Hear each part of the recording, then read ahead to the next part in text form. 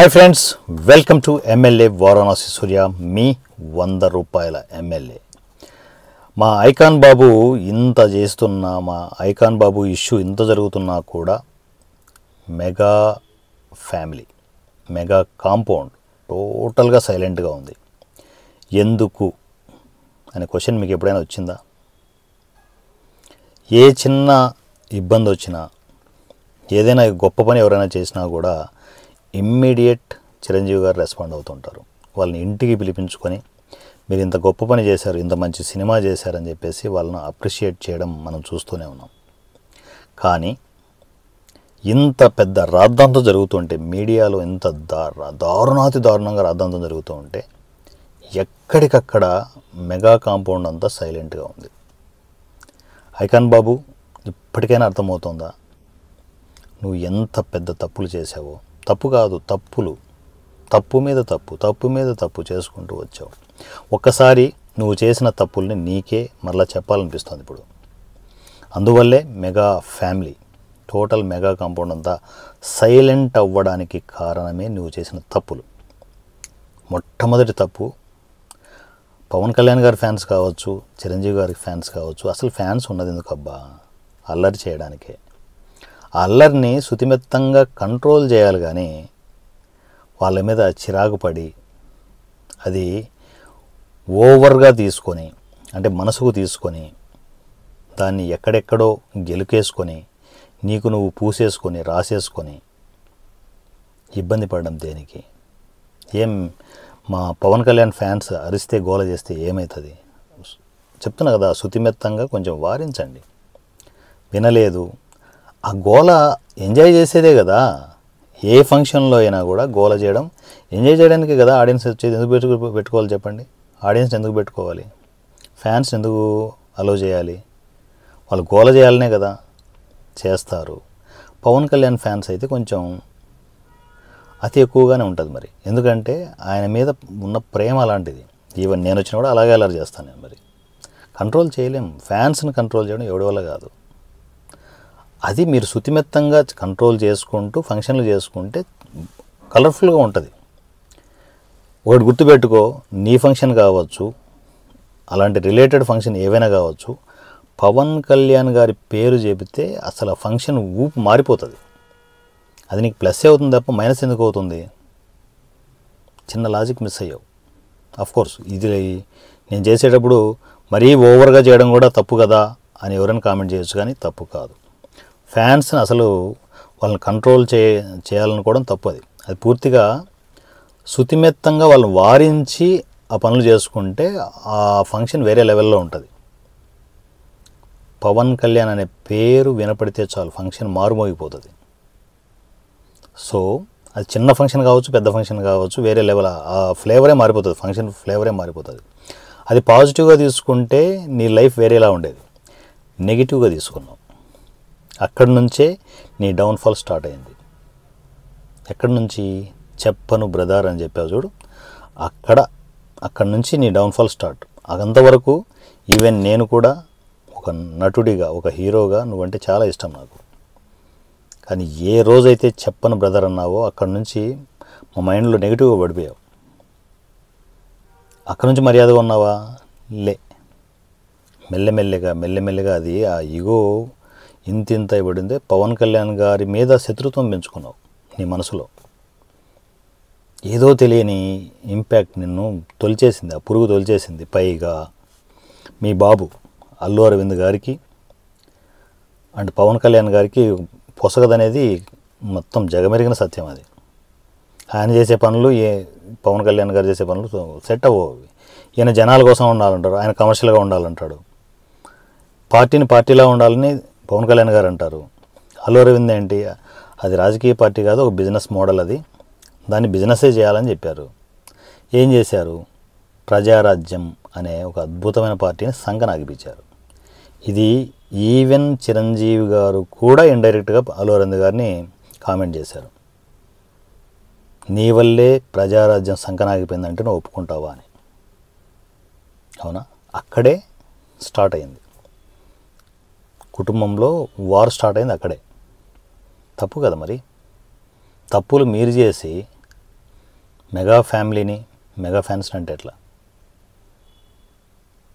అక్కడ స్టార్ట్ అయింది. అది ఇంతింత వట్టుడింత అన్నట్టు ఇంకా ఇంకా ఇంకా ఎంతవరకు వెళ్ళిందంటే, మొన్న పాలిటిక్స్ ముందు, ఎలక్షన్స్కి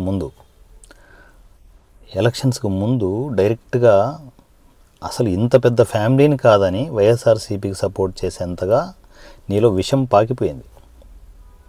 అది ఊరికే కాకతాళీయం, ఏం మెగా ఫ్యామిలీ ఉంటే ఎవరిని సపోర్ట్ చేయకూడదా, అంత ఉత్తమాటలబ్బా. అది మామూలు ఫ్యామిలీ కాదు, మెగా ఫ్యామిలీ. మెగా ఫ్యామిలీ నుంచి ఇట్లా చీమ చిటుకు అన్నా కూడా రెస్పాండ్ వేరే ఉంటుంది. దగ్గరగా మాకు తెలుసు ఎలా ఉంటుంది అనేది. ఆ ఫ్యామిలీ పుట్టకుండా నువ్వు ఏ పనులు చేసినా నేను ఎవడు పట్టించుకోడు. అంత గొప్ప ఫ్యామిలీలో నువ్వు పుట్టి నువ్వు చేసిన అతిపెద్ద పనికిమాలిన ఫ్యామిలీ, అతిపెద్ద పనికిమాలిన పని వైఎస్ఆర్సీపీకి సపోర్ట్ చేయడం. తప్పు చేసేసావు.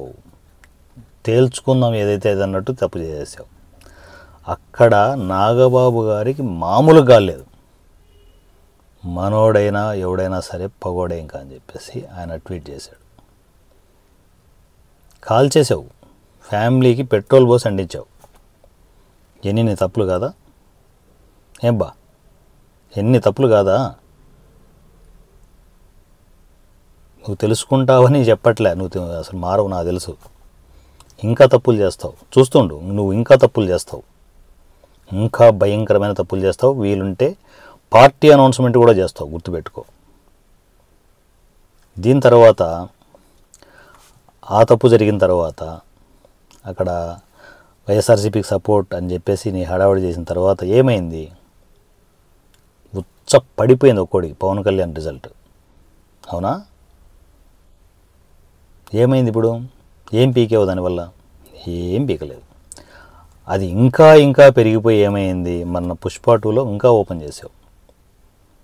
పుష్ప 2 షూటింగ్ టైంలో నువ్వు చేసిన అతిపెద్ద పనికి మాలిన పని ఇంకొకటి, జానీ మాస్టర్ని కేసులో ఇరికించడం.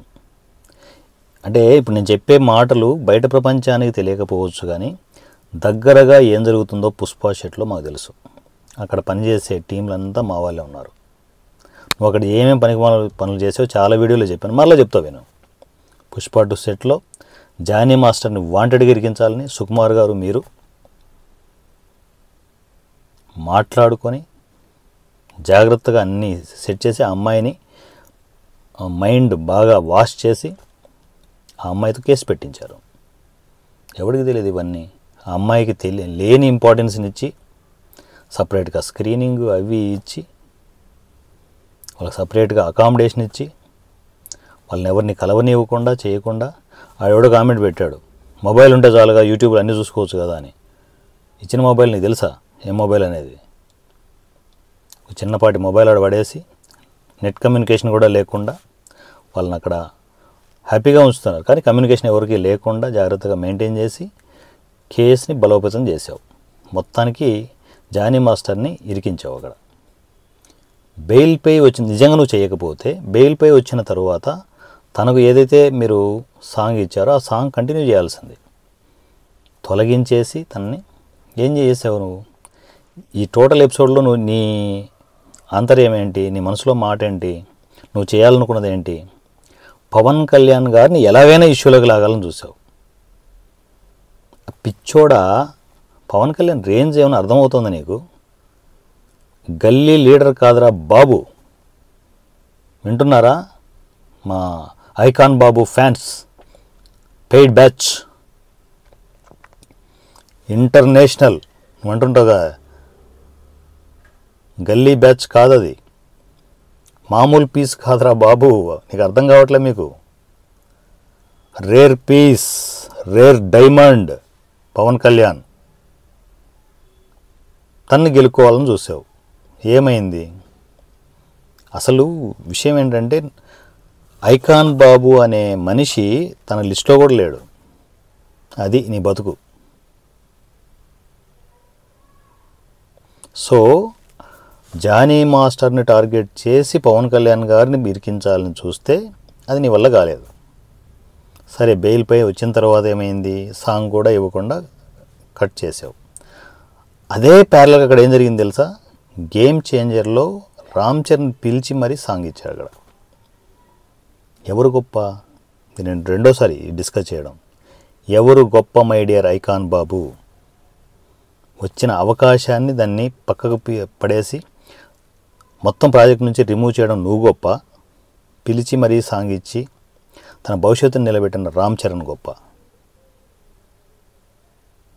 అది మెగా ఫ్యామిలీలో పుడితే లెక్క అది ఉంటుంది. చెడబుట్టావు నువ్వు.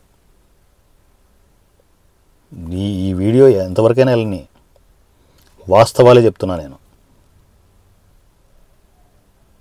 దాని తర్వాత ఏం చేసావు? జానీ మాస్టర్ ఇష్యూ పక్కకు పెడితే దాని తర్వాత ఏం చేసావు? అప్పుడైనా మర్యాద ఉండొచ్చుగా. పబ్లిసిటీ స్టార్ట్ అయింది పుష్పాది, నన్ను ఎవరు పీకలేరని చెప్పేసి పీకే అని హైలైట్ చేసావు. ఏం పీకాలి నీకు? ఏమున్నాయని పీకాలి? ఏం పీక్కోవాలి? ఏం పీకాలి? మనిషిలా బతకాలి, మృగంలా కాదు. అందువల్లే సినిమా ఇండస్ట్రీ అంతా నేను హేట్ చేయడానికి రీజనే అది. ఏం సాధిద్దామని? పవన్ కళ్యాణ్ గారి మీద ఏం సాధిద్దామని? మెగా ఫ్యామిలీ మౌనానికి అదే కారణం. నువ్వు చేసిన పనులు మామూలుగా కాదు. ఒకటా రెండా? ఎవడ్రా బాస్, ఎవడికి రా బాస్? నీ బలుపు ఎంతవరకు ఉందంటే చిరంజీవి గారినే కామెంట్ చేసేంతవరకు.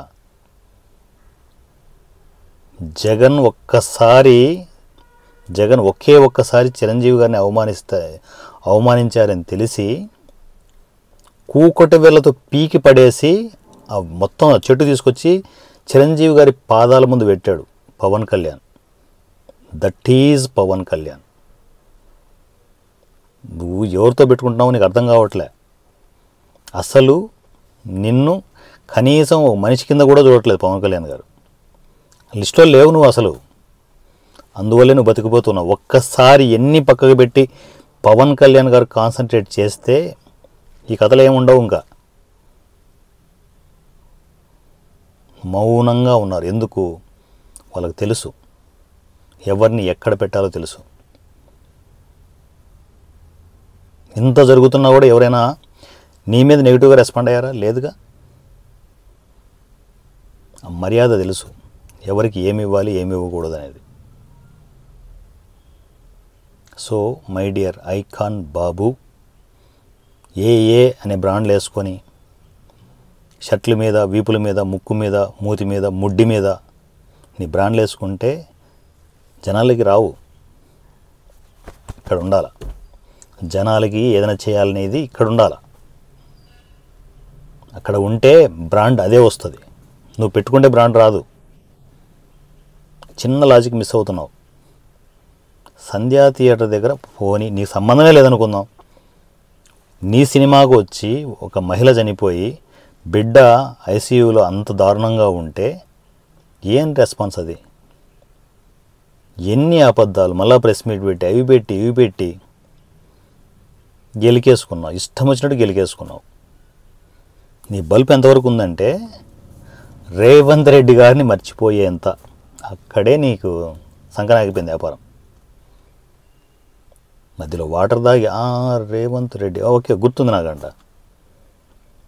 దాన్ని ఏ స్థాయి బల్బు అంటారు తెలుసా? కామన్ మ్యాన్ ఎవరు చూసినా కూడా ఇంత బల్బు ఏంట్రా బాబు అనిపిస్తుంది నేను చూస్తే. మన ప్రెస్ మీట్ పెట్టావు, దాన్ని ప్రెస్ మీట్ అంటారా? మర్యాద ఉన్నా బాగుండేది.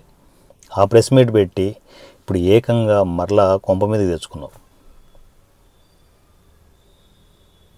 మొత్తం నీ లైఫ్ని ఖరాబు చేసుకున్నది ఎవరో కాదు, నువ్వే.